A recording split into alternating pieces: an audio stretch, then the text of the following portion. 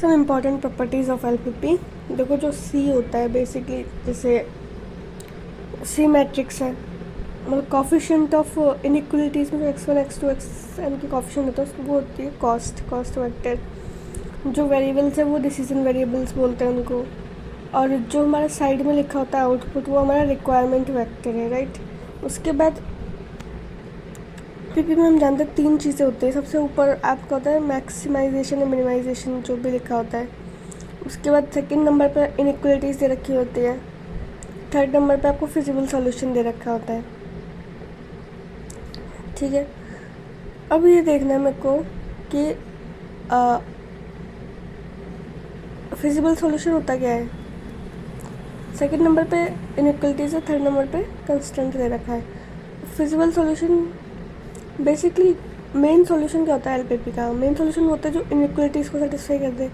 अब उसमें feasible solutions को बोलते हैं इनइक्वलिटीज़ के साथ साथ जो आपकी रेस्ट्रिक्शन कंडीशंस है कि x is greater than equal to 0, अगर उस कंडीशन को भी सेटिस्फाई करता है तो फिजिबल सॉल्यूशन होगा।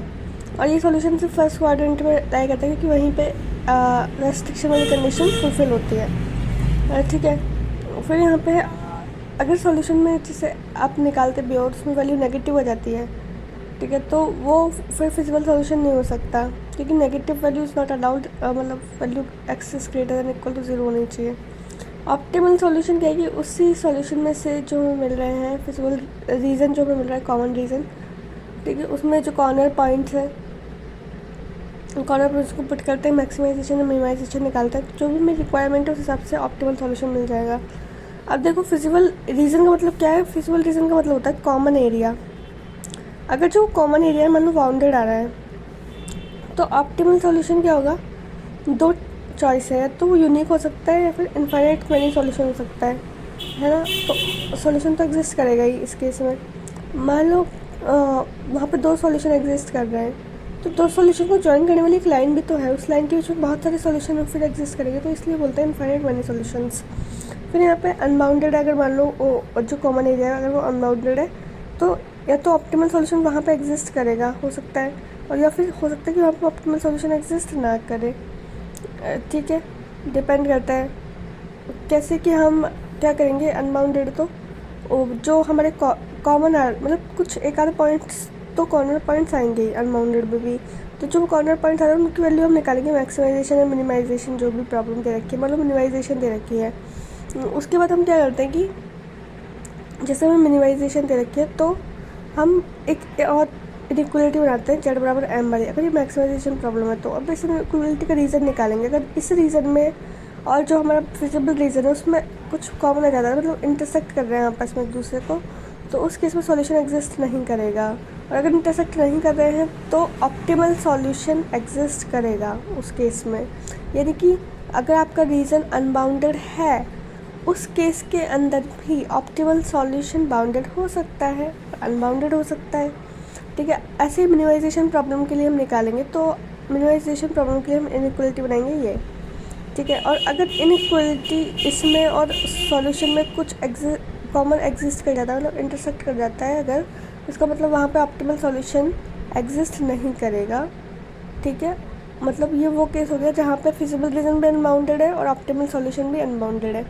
लेकिन अगर मान लो कि इस इनइक्वलिटी को रखने पे इसकी वैल्यू इंटरसेक्ट नहीं करती, तो इसका मतलब है यहाँ पे ऑप्टिमल सॉल्यूशन बाउंडेड होगा, मतलब एग्जिस्ट करेगा इन केस ऑफ, फिर जबकि हमारा जो फिजिबल रीज़न है वो अनबाउंडेड था। तो इस तरीके से इस कंडीशन का मतलब ये है, अगर कोई भी फिजिबल रीज़न है ही नहीं, कुछ भी कॉमन ही नहीं है, मतलब ये वो केस होता है इसमें पैरेलल केस बन जाता है ना, तो उस केस में ऑप्टिमल सॉल्यूशन एग्जिस्ट करेगा ही नहीं। देखो और ढंग से समझो तो फिजिबल रीज़न मतलब कॉमन एरिया। अगर बाउंडेड रीज़न है मतलब हो रहा है, और तो उस केस में हम कॉर्नर पॉइंट्स निकालेंगे और सॉल्यूशन एग्जिस्ट करेगा, या तो यूनिक हो सकता है या इनफाइनाइट मैनी सॉल्यूशन हो सकते हैं। अगर अनबाउंडेड है तो सबसे पहले कॉर्नर पॉइंट्स निकालेंगे, ठीक है, और कैलकुलेट करेंगे maximum of z and minimum of z को, कि या तो जो गिवन प्रॉब्लम है वो मैक्सिमम हो जाए या फिर जो मिनिमम प्रॉब्लम है।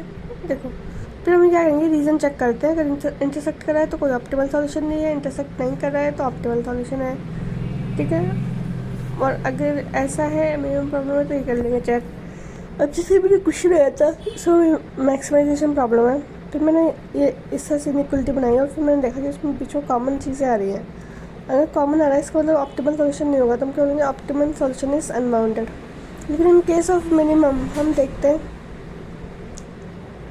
कि ये इंटरसेक्ट नहीं कर रहा है, इसका मतलब सोल्यूशन क्या हो जाएगा बाउंडेड, जबकि हमारा फिजिबल रीज़न कैसा था अनबाउंडेड। तो इस तरह से सॉल्व करना है।